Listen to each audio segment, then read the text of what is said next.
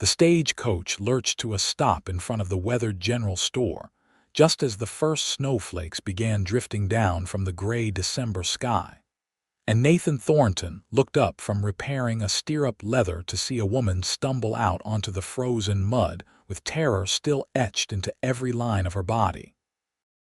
She wore a dress that might have been blue once, though now it was torn at the shoulder and stained with what looked like days of hard travel. Her dark hair hung loose and tangled around her face, and when she turned toward the building, Nathan saw the bruises. Purple and yellow marks colored her left cheekbone, and her bottom lip was split and swollen. She moved like someone who had been hurt in places that did not show, favoring her left side and holding one arm close to her ribs. The other passengers barely glanced at her as they hurried into the warmth of the store. The driver tossed down a single carpet bag that landed in the slush at her feet, then cracked his whip and drove on toward the livery. The woman stood there in the falling snow, looking lost and alone in a way that made Nathan's chest tighten. He set down his tools and crossed the street, his boots crunching on the ice that had formed in the wagon ruts. It was December of 1878, and Gonzales, Texas did not often see snow, but when winter came hard, it came mean. The woman did not seem to notice him approaching until he was close enough to speak. "Madam," he said quietly, keeping his voice gentle and his hands where she could see them. "You look like you could use some help." She flinched at his words, taking a quick step back that made her wince with pain. Her eyes were wide and frightened, the color of amber in the gray afternoon light. For a moment he thought she might run, but she had nowhere to go. The snow was falling faster now, and the temperature was dropping as the sun disappeared behind thick clouds. "I do not need anything," she said, but her voice shook, and she could barely get the words out through her chattering teeth. She wore no coat, no shawl, nothing to protect her from the cold. Nathan pulled off his own sheepskin jacket and held it out to her. "At least take this. You will freeze before you make it another 10 feet. She stared at the jacket like it might be a trap, but the cold was too much. After a moment she reached out with trembling fingers and took it, wrapping it around her shoulders. It swallowed her small frame and she pulled it tight like armor. "Thank you," she whispered. "What is your name?" Nathan asked, though he kept his distance, not wanting to spook her further. "Anna," she said after a pause. "Anna Reid. I am Nathan Thornton. I run a ranch about 5 miles outside of town." He gestured toward the end of the street where his horse was tied. "Do you have somewhere to stay?" Anna looked around at the small town with its handful of buildings clustered along the single main street. Gonzales was not much to speak of, just a collection of wood-frame structures that served the surrounding ranches and farms. There was the general store, a saloon, a church, a boarding house, and the livery. That was about all. "I have a little money," Anna said quietly. "I thought there might be a boarding house." "There is, but Mrs. Chen, who runs it, went to San Antonio to visit her daughter. Will not be back for another week." Nathan studied her face, trying not to stare at the bruises but unable to look away from the pain in her eyes. "My ranch has a guest room. My housekeeper Sarah stays there most nights anyway, so you would not be alone. You are welcome to stay until you figure out what comes next." Anna shook her head quickly. "I could not impose like that. I do not know you." "That is fair enough," Nathan said. "But the next town is 15 miles north, and this snow is not going to stop any time soon. The stagecoach will not run again until it clears. You can stay in town if you prefer, but the only other option is the saloon, and I do not think you want that." She bit her already injured lip, and he saw tears spring to her eyes. "Why would you help me? You do not know anything about me." Nathan was quiet for a moment, watching the snow gather in her dark hair. "Because you need help, and I have help to give. That is all the reason I need." He paused, then added gently, You will only know gentleness here, madam, I promise you that. Whatever you are running from, whatever put those marks on you, it does not have any power in my house." Something in his voice must have convinced her, because Anna's shoulders sagged with relief and exhaustion. "Just for tonight," she said, "until the weather clears." "Just for tonight," Nathan agreed, though something in his heart told him it would be much longer than that. He retrieved her carpetbag from where it sat in the freezing mud and led her to where his horse, a sturdy bay gelding named Copper, waited patiently. Nathan helped Anna into the saddle, then swung up behind her. She tensed when his arm went around her waist to hold the reins, but he kept his touch light and respectful, just enough to steady her. The ride out to the ranch took nearly an hour in the snow. Anna said nothing the entire way, but Nathan felt her gradually relax against him as the cold seeped deeper into their bones. She was so light, like she had not eaten properly in weeks. Her breathing was shallow, and he suspected those ribs were bruised if not broken. The ranch house finally appeared through the swirling white, a solid 2-story structure that Nathan's father had built 20 years earlier. Smoke rose from the chimney, and warm light glowed in the windows. The barn and outbuildings stood nearby, and Nathan could see his ranch hands moving around, securing everything against the storm. He helped Anna down and guided her up the steps to the front porch. The door opened before they reached it, and Sarah Martinez appeared, her round face creased with concern. "Mr. Nathan, I was getting worried about you in this weather," she said, then stopped when she saw Anna. "Oh my Lord, child, get in here right now." Sarah was in her 50s, with gray streaking through her black hair and the no-nonsense manner of someone who had raised 6 children of her own. She took one look at Anna's face and immediately wrapped an arm around her shoulders, guiding her inside. "Sarah, this is Anna Reid. She came in on the afternoon stage. I told her she could stay in the guest room until the weather clears." "Of course she can," Sarah said firmly. She was already steering Anna toward the stairs. "Come on, honey, let us get you warmed up and looked at. Nathan, you bring up some hot water and then make yourself scarce." Nathan did as he was told, hauling water from the stove and carrying it upstairs to the guest room. Through the open door, he could see Sarah helping Anna out of the torn dress, revealing more bruises on her arms and shoulders. His jaw tightened with anger at whoever had done this, but he said nothing. He set down the water and left, closing the door quietly behind him.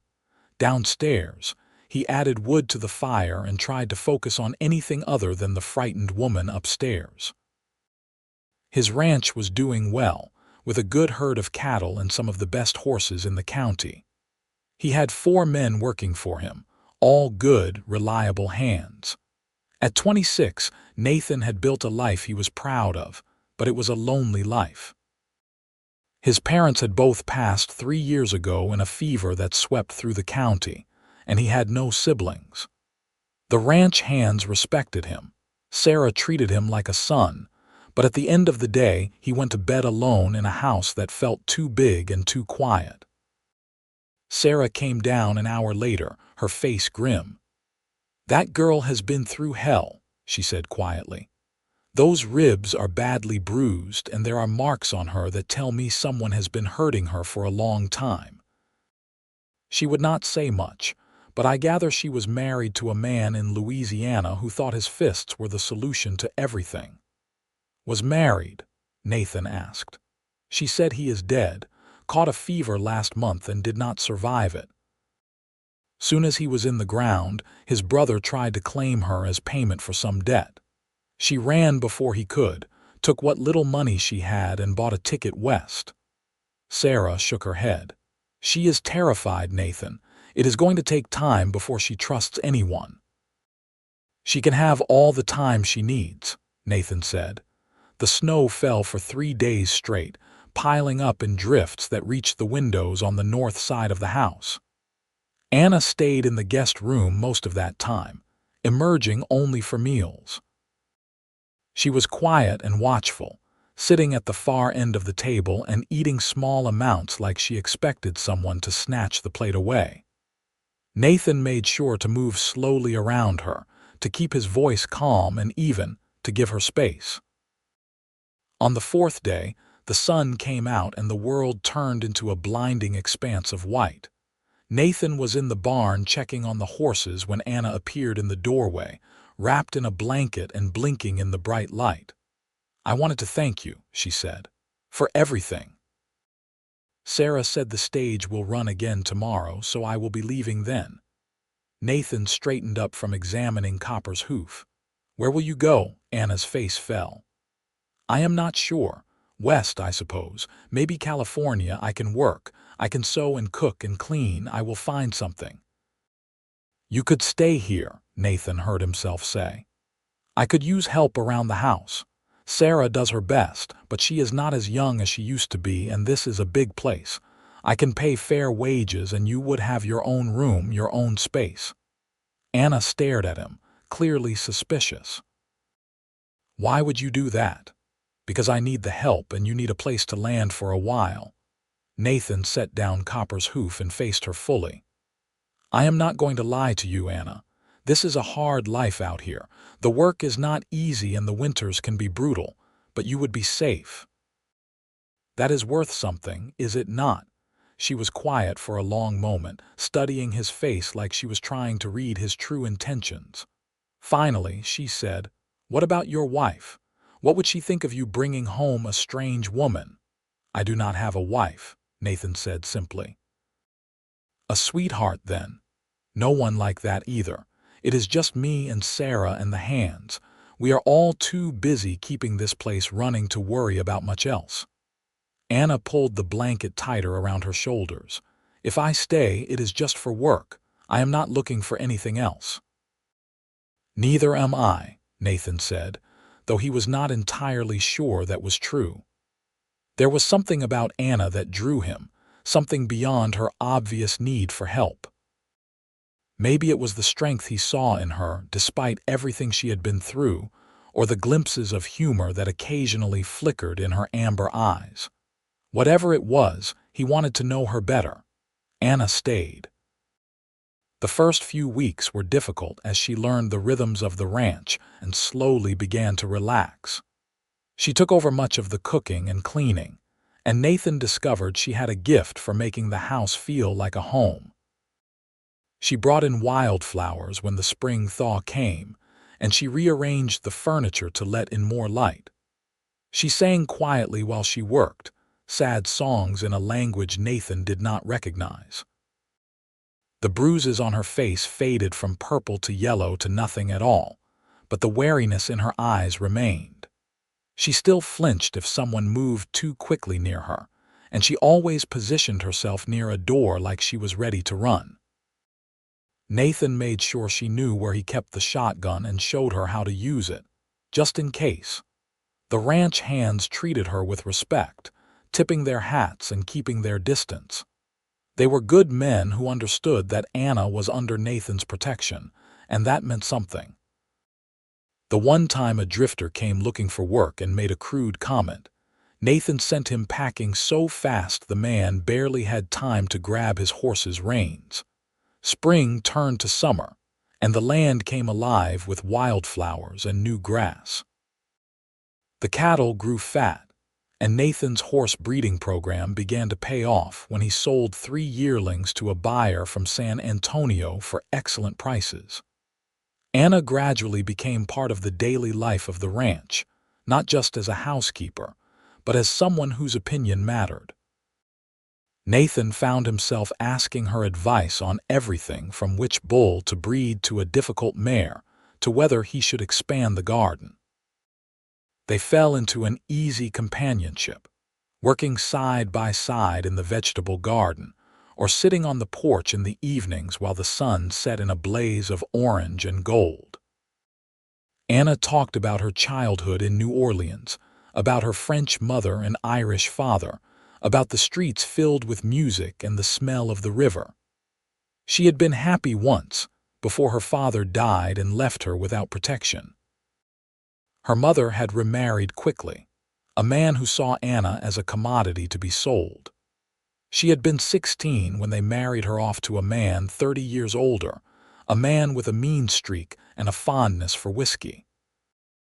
"I thought about running so many times," Anna said one night, her voice soft in the darkness. "But where would I have gone? I had no money, no skills, no one who would help me. And he always told me that no one would want me, that I was lucky he kept me at all."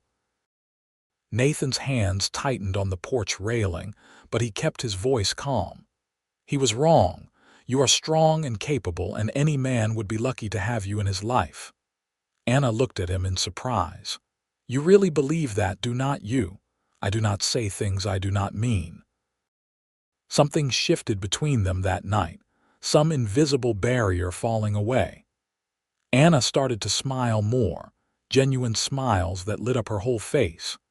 She teased Nathan about his terrible coffee and his habit of talking to the horses like they could understand complex sentences. In turn, he taught her to ride, putting her on the gentlest mare and leading her around the corral until she gained confidence. One afternoon in late July, Anna was hanging laundry when a rattlesnake slithered out from under the porch. Nathan heard her scream and came running from the barn, but by the time he got there, Anna had killed the snake with the laundry paddle and was standing over it, breathing hard. "I am sorry for screaming," she said, still gripping the paddle like a weapon. "But I was not about to let that thing bite me," Nathan laughed, a deep sound that made Anna grin. "Remind me never to get on your bad side." "Too late," she said. "I am still mad at you for eating the last of the apple pie. That was 3 days ago." "You are never going to forgive me for that, are you?" "Probably not," Anna said, but she was smiling. They stood there in the hot sun, grinning at each other like fools, and Nathan felt something in his chest expand. He was falling in love with her. Maybe he had been falling since the moment he saw her step off that stagecoach, broken and brave and beautiful. The realization should have scared him, but instead it felt right, like the most natural thing in the world. August brought a heat wave that baked the land and made everyone irritable. The cattle moved slowly, and the horses stood in the shade, flicking their tails at flies. Nathan and the hands worked from dawn until mid-morning, then took a break during the worst heat and worked again in the evening. Anna adapted to the schedule, serving a big breakfast, a light midday meal, and a hearty supper after sunset. One evening, Nathan came in from checking the south pasture to find Anna in the kitchen, her hair piled on top of her head and her face flushed from the heat of the stove. She was making bread, her hands working the dough with practiced efficiency. She looked up when he entered and smiled, and Nathan felt his heart skip. "Supper will be ready in about an hour," she said. "There is fresh water in the pitcher if you want to wash up." Nathan poured water into the basin and splashed his face, then turned to find Anna watching him. There was something in her expression, something warm and uncertain at the same time. "Anna," he said quietly, "can I ask you something?" "Of course. Are you happy here?" She set down the dough and wiped her hands on her apron, considering the question. "Yes," she said finally. "I am happier than I have been in a very long time. You gave me something I thought I would never have again." "What is that?" "A future," Anna said simply. "A reason to wake up in the morning without being afraid. You and Sarah, and even those rough cowboys who work for you, you all made me feel like I matter. Like I am more than just something to be used and thrown away." Nathan crossed the kitchen until he was standing in front of her, close enough to see the flecks of gold in her amber eyes. "You matter, Anna. You matter to this ranch, to Sarah, to me. You matter more than I think you know." "Nathan," she whispered, and he saw her eyes fill with tears. "I am not trying to pressure you or make you uncomfortable," he said quickly. "I just need you to know that you are important, not just because of the work you do, but because of who you are. Anna reached up and touched his face, her fingers gentle against his sun-roughened skin. "You are a good man, Nathan Thornton, the best man I have ever known." He covered her hand with his, holding it against his cheek. "I am falling in love with you," he said, the words tumbling out before he could stop them. "I know it is too soon. I know you might not feel the same way, but I needed to tell you. I have loved watching you heal and grow stronger. I love your laugh and your terrible singing when you think no one can hear. I love how you talk to the chickens and how you always save the burnt biscuits for yourself because you think no one else should have to eat them. I love you, Anna, and I will wait as long as you need me to wait." Anna's tears spilled over, running down her cheeks. "I am scared," she whispered. "I am so scared of feeling this way again, of trusting someone and having them hurt me." "I know," Nathan said. "And I would never ask you to stop being scared. Fear is what kept you alive, what got you here. But I promise you, Anna, I will spend every day proving that you are safe with me. I will never raise a hand to you in anger, never say cruel words meant to tear you down, never make you feel small or worthless. You will only know gentleness here, for as long as you will have me." She stepped closer, and Nathan wrapped his arms around her carefully, giving her every chance to pull away. But Anna pressed her face against his chest and held on tight, and they stood there in the hot kitchen while the sun set outside and the bread rose forgotten on the counter. After that night, things changed between them. It was nothing dramatic, just a subtle shift in how they moved around each other. Nathan held Anna's hand when they walked to the barn in the mornings. She kissed his cheek before he rode out to work. They sat closer together on the porch, their shoulders touching, comfortable in the shared silence. Sarah watched them with a knowing smile but said nothing, just hummed contentedly while she worked. The ranch hands noticed too, and they were happy for their boss. Nathan was easier to work for when he was happy, and Anna had won them over with her cooking and her genuine interest in their lives. September brought cooler weather and the promise of fall. Nathan had to drive a portion of the herd to market, a trip that would take almost 2 weeks. He did not want to leave Anna, but the market in San Antonio could not be missed. "I will be fine," Anna assured him the night before he was set to leave. "Sarah will be here and the men, and I know how to use that shotgun." "I know you will be fine," Nathan said. "I just do not like being away from you." Anna leaned against him, and he wrapped his arm around her shoulders. They were sitting on the porch watching the stars, and the night air smelled like grass and distant rain. "Nathan, when you get back, there is something I want to talk to you about," Anna said quietly. "What is it?" "Not now, when you get back." She tilted her head to look up at him. "I just need some time to figure out how to say it." Nathan kissed her forehead, breathing in the scent of her hair. "All right. When I get back, we will talk." The cattle drive went smoothly, and Nathan got excellent prices for his stock. He bought supplies in San Antonio, including a length of green silk that matched Anna's dress on the day they first kissed. He also bought something else, something small that he carried in his vest pocket close to his heart. The ride back to the ranch seemed to take forever. Nathan pushed harder than he probably should have, eager to get home. When the ranch finally came into view on a golden afternoon, he felt his chest swell with relief and joy. He was home, and Anna was waiting. She came out onto the porch when she heard the horses, shading her eyes against the sun.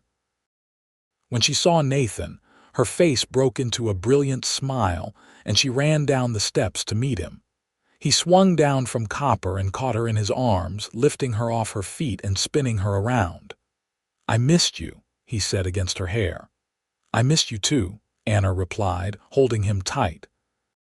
"So much."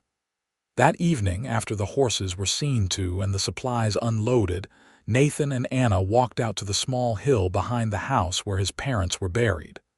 The sun was setting, painting the sky in shades of pink and purple, and the air was cool and sweet. "This is my favorite spot on the whole ranch," Nathan said. "I come here when I need to think or when I want to feel close to them." "It is beautiful," Anna said softly. She looked at the simple wooden markers and the wildflowers that grew around them. "They would be proud of you, Nathan. Proud of the man you have become and the life you have built. I hope so." Nathan took a deep breath, his heart pounding. "Anna, you said you wanted to talk to me about something." "I did." Anna turned to face him, and he saw nervousness in her eyes but also determination. "I have been thinking a lot while you were gone, about my life and what I want for my future, about what I thought I would never have and what you have given me." "What have I given you?" "Everything," Anna said simply. "Love and safety and the freedom to be myself." "You gave me a home, Nathan, and not just a house but a real home where I am valued and cherished. And I realized that I do not want to be just your housekeeper or your friend. I want to be your wife, if you will have me." Nathan's breath caught in his throat. Of all the things he had expected her to say, this was not it. "Anna, are you sure? Marriage is a big step, and I do not want you to feel pressured." "I have never been more sure of anything," Anna said. "I love you, Nathan Thornton. I love your kindness and your strength and the way you see the best in people. I love how you talk to your horses and how you always make sure everyone has eaten before you take your own meal. I love that you have never once made me feel afraid, that you kept your promise about gentleness.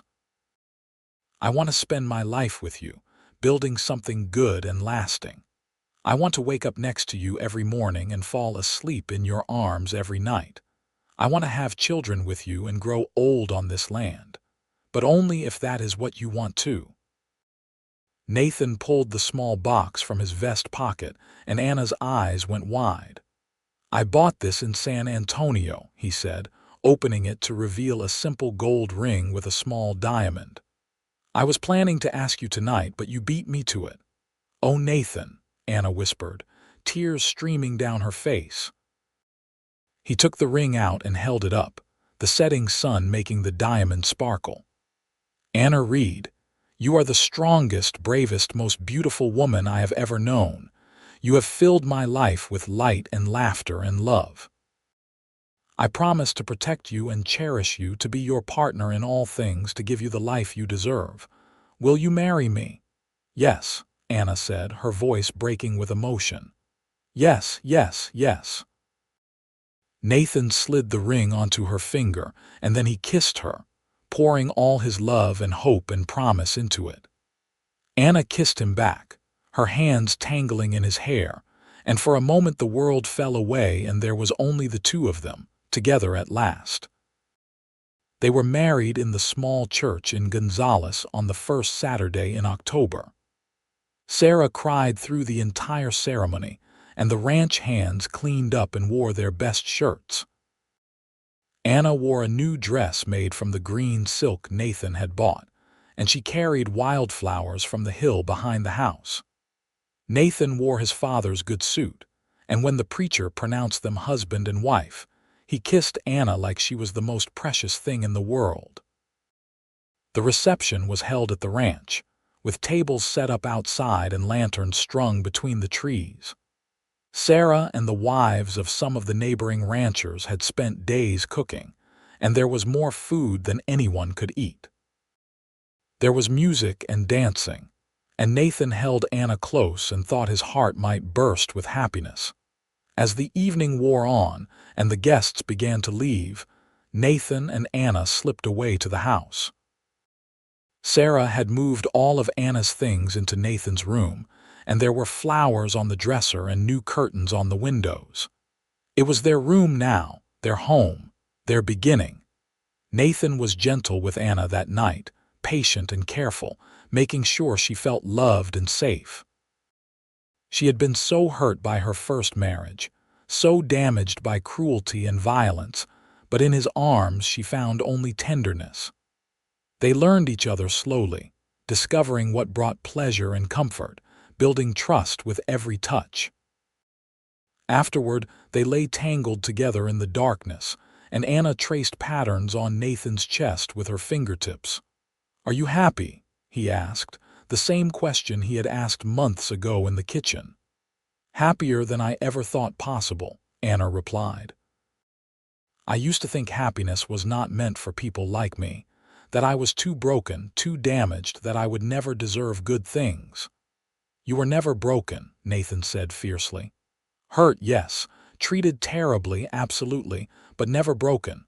You survived, Anna. You got yourself out and made a new life. That takes more strength than most people have." She pressed a kiss to his shoulder. "I could not have done it without you. You gave me a chance when anyone else would have turned away." "I saw you step off that stagecoach and I knew," Nathan said. "I did not know what exactly, but I knew you were important, that helping you was important. Best decision you ever made?" Anna asked teasingly, without question. Nathan kissed her forehead, her nose, her lips. "I love you, Anna Thornton." "I love you too," she whispered, and they fell asleep wrapped in each other's arms. The first year of their marriage was full of adjustment and growth. They learned to navigate the challenges of living together, of merging their lives completely. Anna sometimes had nightmares, waking in a panic before she remembered where she was and who was beside her. Nathan learned to speak softly when she was startled, to give her space when she needed it, to hold her when she wanted comfort. Anna learned Nathan's moods too, the quiet way he processed worry and the stubborn streak that made him push too hard sometimes. She learned when to let him work things out on his own and when to step in and make him rest. They fought occasionally, normal disagreements about money or chores or whether to invest in more cattle, but they always worked through it. Nathan never raised his voice in anger, and Anna never held grudges. They talked things out, found compromises, apologized when they were wrong. The ranch prospered under their joint management. Anna had a good head for numbers and took over the bookkeeping, finding ways to save money without sacrificing quality. She also started breeding chickens, developing a reputation for excellent laying hens that brought in extra income. Nathan expanded the horse program, and soon they were selling horses to the army and to ranchers across Texas. In the spring of 1880, Anna told Nathan she was pregnant. He swept her into his arms and spun her around, laughing with pure joy. Sarah cried again, happy tears this time, and immediately began planning for the baby. The ranch hands were excited too, already making bets on whether it would be a boy or a girl and what they should name the child. Nathan became even more protective than usual, insisting Anna rest more and not lift anything heavy. Anna tolerated his fussing with good humor, though she continued to work as much as she could. She felt good, healthy, and strong, and she was not about to spend months sitting idle. As her belly grew, Nathan would rest his hand on it in the evenings, feeling the baby kick and move. "Do you have a preference?" Anna asked one night. "Boy or girl?" "Healthy," Nathan said. "That is all I care about, a healthy baby and you coming through this safe." "I am strong," Anna reminded him. "And Sarah has delivered dozens of babies. It will be fine." "I know," Nathan said, but she could hear the worry in his voice. Their son was born on a cold November morning, arriving with a lusty cry that echoed through the house.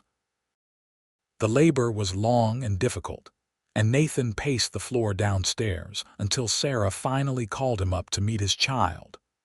When he walked into the bedroom and saw Anna holding their baby, both of them healthy and whole, he felt tears stream down his face. "We have a son," Anna said, her voice tired but triumphant. "A strong, healthy boy." Nathan sat on the edge of the bed and looked at the tiny face, the perfect little fingers, the dark hair that matched Anna's. "He is beautiful. You are beautiful. I cannot believe he is ours." "What should we name him?" Anna asked. They had discussed names for months without settling on anything. But looking at his son, Nathan suddenly knew. "James," he said, "after my father. James Reid Thornton, if that is all right with you." "James," Anna repeated, smiling. "I love it. Hello, James." Welcome to the world. Being parents transformed them both. Nathan discovered reserves of patience he did not know he possessed, walking the floor with a crying baby at 3 in the morning and somehow not minding. Anna bloomed in motherhood, her face lighting up whenever she looked at their son. James was an easy baby, quick to smile and generally content, and he was surrounded by love from the moment he was born. Sarah doted on him shamelessly, and the ranch hands took turns whittling toys and making up silly songs. James grew fat and happy, meeting each milestone with enthusiasm. He was crawling at 6 months, walking at 10, and talking in full sentences by the time he was 2. Life settled into a comfortable rhythm. The ranch continued to thrive, allowing Nathan to hire more men and expand their operations. They built a bigger barn and added more rooms to the house. Anna's chicken operation grew to include turkeys and geese, and she started selling eggs and birds all over the county. They were not wealthy by any means, but they were secure and happy. In 1882, Anna became pregnant again. This time she was calmer about it, knowing what to expect. Nathan was still worried, but he hid it better. Their daughter was born in the spring of 1883, a tiny thing with Nathan's blue eyes and Anna's stubborn chin. They named her Marie after Anna's mother, and she was as different from James as night from day. Where James had been placid and easy, Marie was fierce and demanding, letting everyone know when she was unhappy and charming them all when she smiled. James adored his little sister, following her around from the moment she could crawl and appointing himself her protector. Nathan watched his children play together and felt a contentment he had never imagined possible. This was what life was supposed to be, he thought. Family and love and a piece of land to call your own. The years passed in a blur of seasons and milestones. James started school in town, riding in with Nathan 3 days a week and learning to read and write. Marie proved to be as smart as her brother, demanding that Anna teach her letters before she was even old enough for school. They were both excellent riders, fearless on horseback in a way that made Anna nervous and filled Nathan with pride. In 1886, Sarah passed away peacefully in her sleep. She was buried on the hill next to Nathan's parents, and the whole county turned out for her funeral. Nathan grieved for the woman who had been like a mother to him, who had welcomed Anna with open arms and loved their children as her own. Anna grieved too, remembering the kindness Sarah had shown when she was at her lowest. They hired a young woman named Beth to help with the house and the children, but it was not the same. Still, life went on. That was what Sarah would have wanted, Anna said, to keep living and loving and building something good. In 1888, Anna surprised Nathan with the news that she was pregnant again.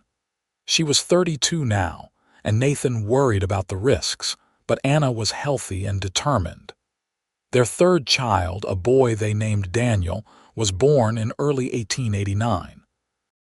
He was a sunny child, always laughing, and he completed their family in a way none of them had realized was missing. James was 9 when Daniel was born, old enough to help with his baby brother. Marie was 6 and intensely curious about everything the baby did. The house was full of noise and chaos and love, and Nathan thought he had never been happier. The 1890s brought new challenges and opportunities. Texas was changing, becoming more settled and civilized. The wild days of open ranges and cattle drives were fading, replaced by barbed wire fences and modern ranching techniques. Nathan adapted, always looking for ways to improve and grow. Anna continued to manage the household finances with skill, and together they made decisions that kept the ranch profitable even when times were hard. Their children grew up strong and capable, learning to work alongside their parents. James had Nathan's calm temperament and love of horses, and it became clear he would take over the ranch someday. Marie was brilliant and restless, always reading and asking questions about the world beyond their small corner of Texas. Daniel was the charmer, able to talk his way out of trouble and make anyone smile. In 1895, when James turned 16, Nathan gave him his own horse to train and sell. It was a rite of passage, a sign that James was becoming a man. The boy worked tirelessly with the young gelding, and when he sold it for a good price, Nathan was proud enough to burst. Anna hugged their son and told him how much his grandfather would have loved to see this moment. Marie finished school at the top of her class and announced she wanted to be a teacher. Anna and Nathan supported her, even though it meant she would have to go to San Antonio for training. She left at 18, their fierce, brilliant girl, and came back 2 years later with a certificate and a position at the school in Gonzales. She moved into town but came home every weekend, bringing stories and laughter and occasionally a young man she wanted her parents to meet. Daniel was still young, only 11, but already showing an interest in breeding cattle rather than horses. Nathan took him to livestock shows and let him make decisions about which bulls to buy. The boy had good instincts, and Nathan suspected Daniel might take the ranch in directions he had never considered. On a warm evening in 1898, Nathan and Anna sat on the porch watching the sunset. They were in their 40s now, their hair showing threads of gray, their hands weathered from years of work. But they were still strong, still healthy, still deeply in love. "You remember the day we met?" Anna asked, her hand in Nathan's. "Every detail," Nathan said. "You stepped off that stagecoach looking lost and scared, and I knew I had to help you." "I thought you were crazy," Anna admitted with a smile. "A stranger offering kindness to someone as broken as I was. I did not understand it." "You were never broken," Nathan said, the same words he had spoken so many times over the years. "Just hurt. There is a difference." Anna leaned her head on his shoulder. "You gave me everything, Nathan. A home, a family, a life I never dreamed possible. Sometimes I still cannot believe this is real, that I get to keep it." "It is real," Nathan promised, kissing the top of her head. "And you are never losing it. We built this together, and it is ours for as long as we live." They sat in comfortable silence, watching the sky turn from gold to pink to purple. In the distance, they could hear James working with a horse in the corral, the sound of Daniel's laughter as he played with the dogs, the faint music from Marie's gramophone in town. Their life was full and rich, built on a foundation of love and trust and gentleness. The years continued to pass, bringing both joy and sorrow. Nathan's brother Thomas, who had moved to California years ago, died in 1901, leaving Nathan as the last of his immediate family. They traveled to San Francisco for the funeral, bringing all 3 children with them. It was Daniel's first time seeing the ocean, and his excitement helped ease some of Nathan's grief.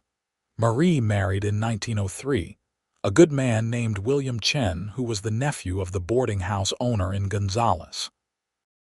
The wedding was beautiful, held on the ranch with hundreds of guests, and when Nathan walked his daughter down the aisle, he thought about how far they had all come.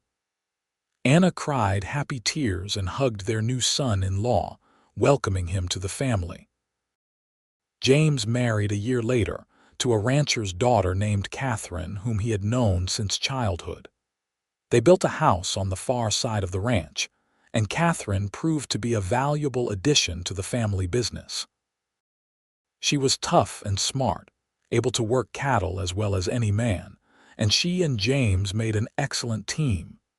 Daniel announced in 1906 that he wanted to start a cattle breeding program focused on developing stock that could handle the Texas heat better. Nathan gave him a portion of land and seed money, and within 5 years, Daniel's cattle were winning awards at shows across the state. He married in 1907 a girl named Helen from San Antonio, and they settled into a house near James and Catherine. Nathan and Anna became grandparents multiple times over, with each of their children having babies in quick succession. The ranch house was always full of grandchildren, their laughter and energy keeping Nathan and Anna young. They loved having the little ones around, telling stories and teaching them to ride and spoiling them in all the ways grandparents are supposed to. As the years wore on, Nathan and Anna gradually stepped back from the day-to-day running of the ranch, letting their children take over more responsibility. James managed the horses, Daniel handled the cattle, and Marie kept the books from her house in town. It was a family operation in the truest sense, and it thrived under their combined efforts.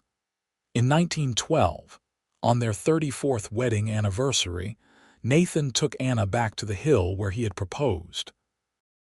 They were in their 50s now, their bodies showing the wear of decades of hard work, but they were still healthy and active. They stood looking at the markers for Nathan's parents and for Sarah, and at the newer stones for friends and neighbors who had passed. "We should pick out our spots," Nathan said quietly. "Here next to them, that way we will all be together." Anna nodded, not sad but accepting. "I like that, but not for a long time yet. We still have grandchildren to raise and adventures to have." "Agreed," Nathan said, pulling her close.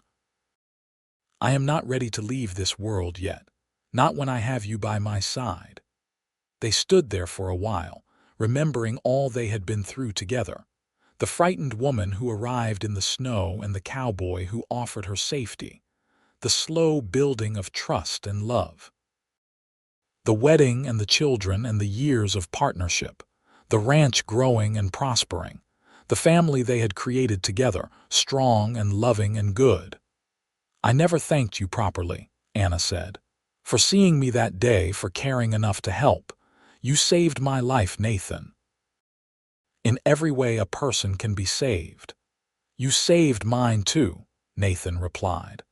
"I did not even know I was drowning in loneliness until you showed up and reminded me what it felt like to truly live. We saved each other." They walked back to the house hand in hand, the same way they had walked thousands of times before. The sun was setting behind them, casting long shadows across the land they loved.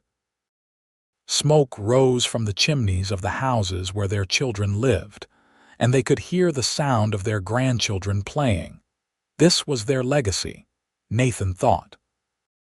Not just the land or the cattle or the buildings, but the family they had built, the love they had nurtured, the safety and gentleness they had created in a world that could be harsh and cruel.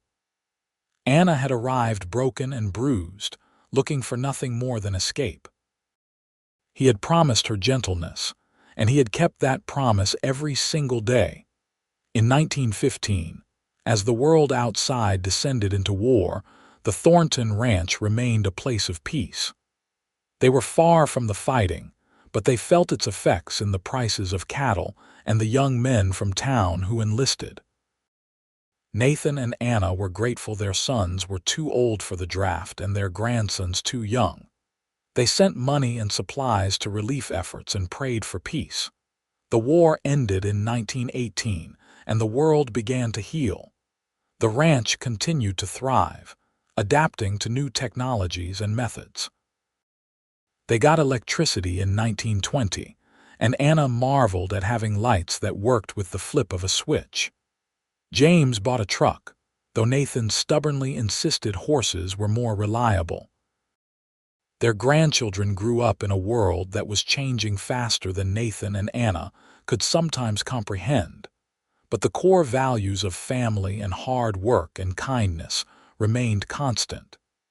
In 1922, Nathan and Anna celebrated their 50th wedding anniversary. All three of their children organized a huge party, inviting everyone they had ever known. The ranch was packed with people, multiple generations of families who had known the Thorntons over the years. There was food and music and speeches, and at the center of it all were Nathan and Anna, still holding hands after 50 years together.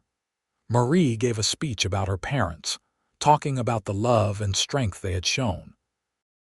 My mother arrived in Gonzales with nothing but the clothes on her back and more courage than anyone knew, she said. My father saw past the bruises and the fear to the incredible woman underneath. He promised her gentleness, and he kept that promise every day for 50 years. They built something beautiful together, not just this ranch, but a family and a legacy that will last for generations. I am proud to be their daughter. James stood up next and talked about the lessons his father had taught him. Work hard, be honest, treat everyone with respect, and love your family with everything you have. Those are the principles my father lived by, and they are the principles I try to live by too. Daniel spoke last, his natural charm making everyone laugh even as they cried. My parents showed me that true strength is gentleness, that real power is lifting others up, and that the best legacy you can leave is children who know they are loved.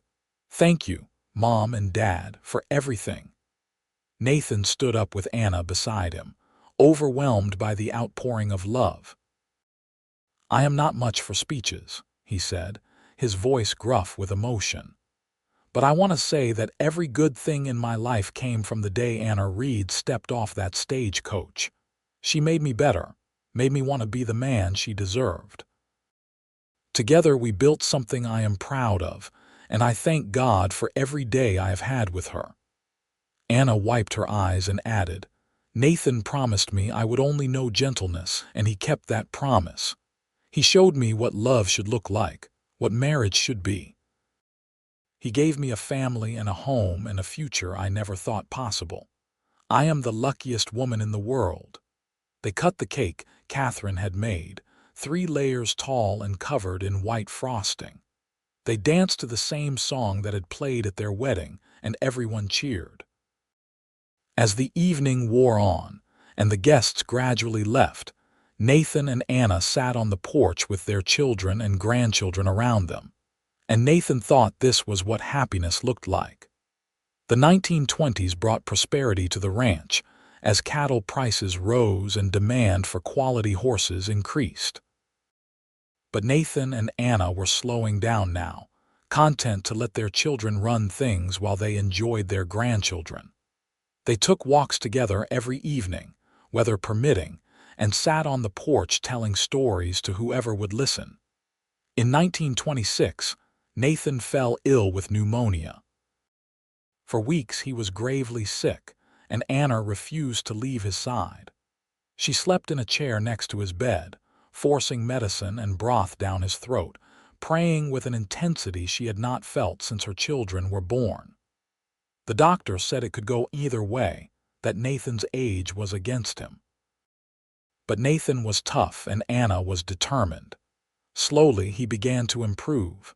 The fever broke, his breathing eased, and color returned to his face. When he was finally well enough to sit up, he took Anna's hand and said, I am not leaving you yet. We have more years together. You better believe we do, Anna said fiercely. I did not nurse you through this just to have you give up on me now. Nathan recovered fully, though it took months to regain his strength. He was 74 years old and Anna was 70, and they were both aware that their time was growing shorter. But they did not dwell on it. Instead, they focused on enjoying every day they had left. They traveled some, taking trips to see the grandchildren who had moved away. They went to San Francisco to visit the children of Nathan's brother, and they went to New Orleans so Anna could show Nathan where she had grown up. The city had changed dramatically since she had left almost 50 years earlier, but some things remained the same. They stood outside the house where she had lived as a child, and Anna told Nathan stories about her father and the happy years before everything fell apart. "I am glad you brought me here," Anna said. "It feels like closing a circle somehow. I left this place running and scared, and now I am back as a happy woman with a wonderful life. It feels right." They returned to the ranch renewed, grateful for their life and their family.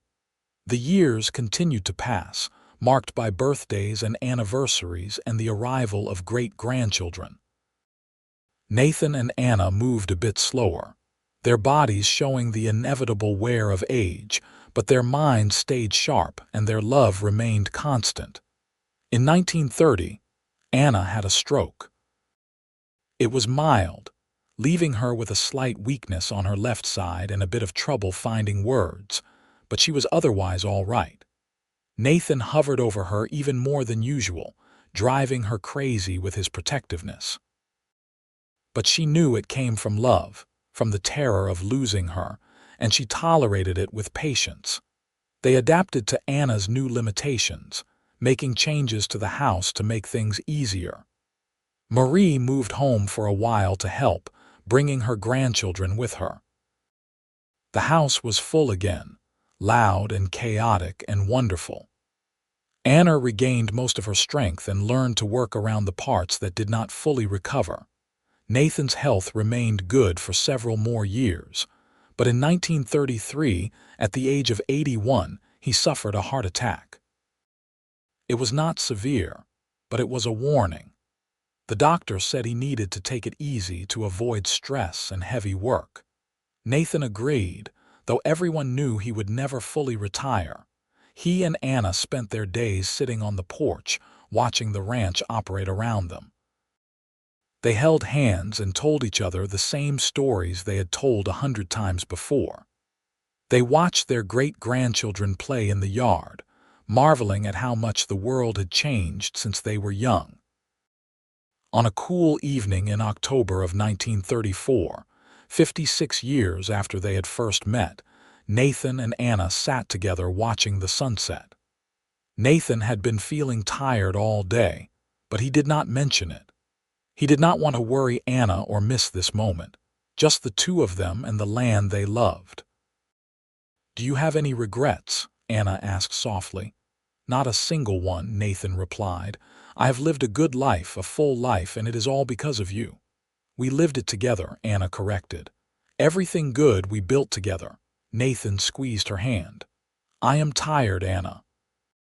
She understood what he was not saying, the truth behind those simple words. "I know, my love, I am tired too." "I do not want to leave you," Nathan said, "but I do not think I have much choice anymore." "I will be right behind you," Anna promised. "I am not going to linger here without you. We have always been together, and we always will be." They sat in silence as the sun dipped below the horizon. Nathan's breathing grew labored, and Anna held him close, whispering words of love and comfort. James found them there an hour later, his father gone and his mother holding him, tears streaming down her face. Anna refused to leave Nathan's side, even after he had passed. Finally, James gently helped her inside, and Catherine and Marie took over, preparing her for bed. The family gathered, grieving the loss of their patriarch, but grateful he had lived so long and so well. Anna lived for 3 more months. Without Nathan, she seemed to fade, her body giving up now that her reason for fighting was gone. She spent her days surrounded by children and grandchildren and great-grandchildren, telling stories about Nathan and their life together. She wanted them to remember, to know the love that had built this family. On a snowy day in January of 1935, Anna passed away peacefully in her sleep. She was buried next to Nathan on the hill, just as they had planned so many years before. The funeral was enormous, with people coming from all over Texas to pay their respects. The Thornton family was beloved in the county, and Nathan and Anna were remembered as examples of what love and partnership should look like. Marie, now 62 herself, stood at the graveside and spoke about her parents one last time. "They met on a snowy day," she said, her voice strong despite her tears. "My mother arrived broken and scared, and my father offered her gentleness and safety. That moment changed everything, not just for them but for all of us. They built a love that lasted 56 years, that created a family that spans 4 generations, that made this ranch a place of refuge and peace. We are all here because of them, and we will carry their legacy forward. They will be remembered not just for what they accomplished, but for how they loved, completely and gently and without reservation. They were the best of us, and we will miss them every day." The ranch continued under the management of their children, and eventually their grandchildren. The Thornton name became synonymous with quality horses and cattle, with fair dealing and honest work. But more than that, it became synonymous with family, with the kind of love that overcomes hardship and builds something lasting. Years later, Daniel's daughter published a book about Nathan and Anna's life, based on the stories she had heard growing up. It became a local bestseller, inspiring people with its message of hope and redemption and the power of gentleness in a harsh world. Readers wrote letters saying the story had changed their lives, had made them believe in love again, had reminded them that kindness matters. The ranch remained in the family for generations, each one adding their own chapter to the story that began with a frightened woman and a compassionate cowboy. The house was expanded and modernized, but the heart of it remained the same. The hill where Nathan and Anna were buried became a place of pilgrimage for the family, a reminder of where they came from and the values they were built on. On that hill, alongside Nathan and Anna, eventually rested their children and then their grandchildren. Each marker told a story of lives well lived, of love given and received, of a family that knew its roots and honored them. And at the center of it all were Nathan and Anna, together even in death, their love story the foundation on which everything else was built. The snow that had fallen on the day Anna arrived became part of family legend, retold to each new generation. Children learned that sometimes the worst moments lead to the best futures, that kindness can change everything, that gentleness is the greatest strength. They learned that love can heal even the deepest wounds, that family is what you build with trust and care, that home is not just a place but a feeling of safety and belonging.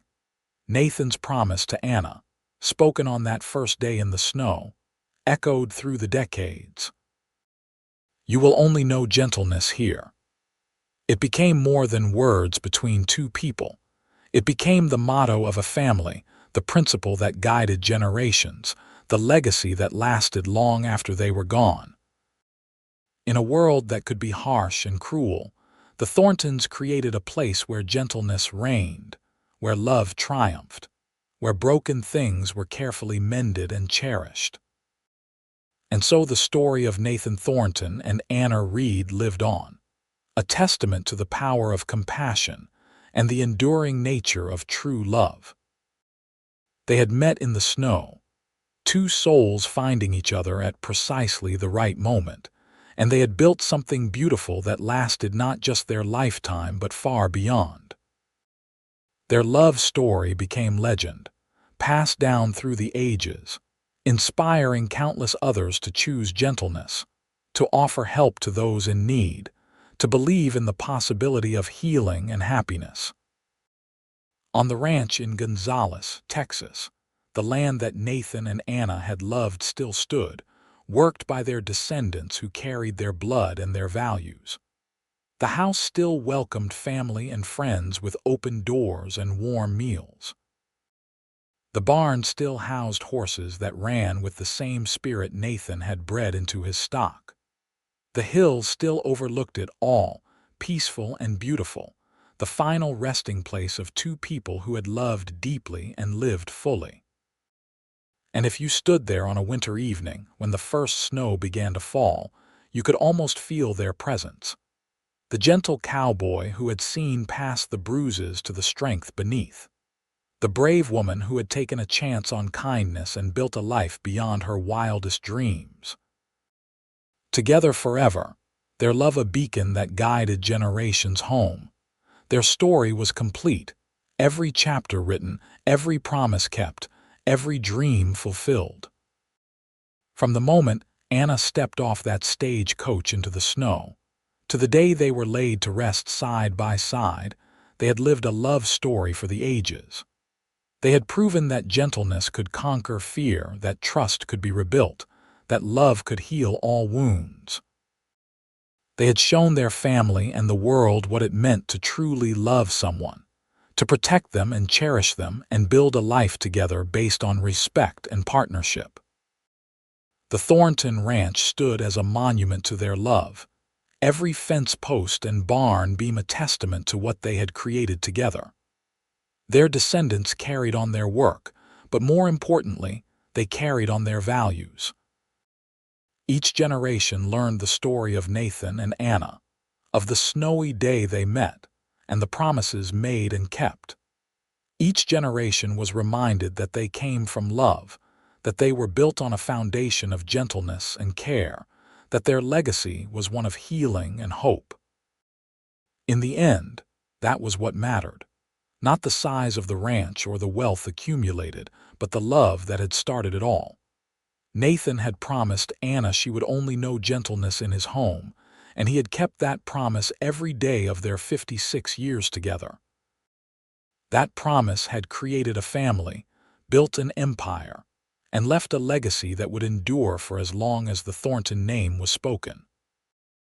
Their love story had a beginning in the snow and an ending on a hill overlooking the land they loved, and every moment in between had been filled with the kind of love that most people only dream of.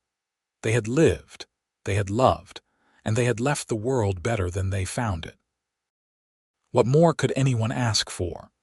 Their story was complete, their ending happy, their legacy secure. Nathan Thornton and Anna Reid had found each other in the snow and had never let go, building something beautiful that lasted far beyond their years. And in a wild west that could be harsh and unforgiving, they had created a place where gentleness reigned and love conquered all.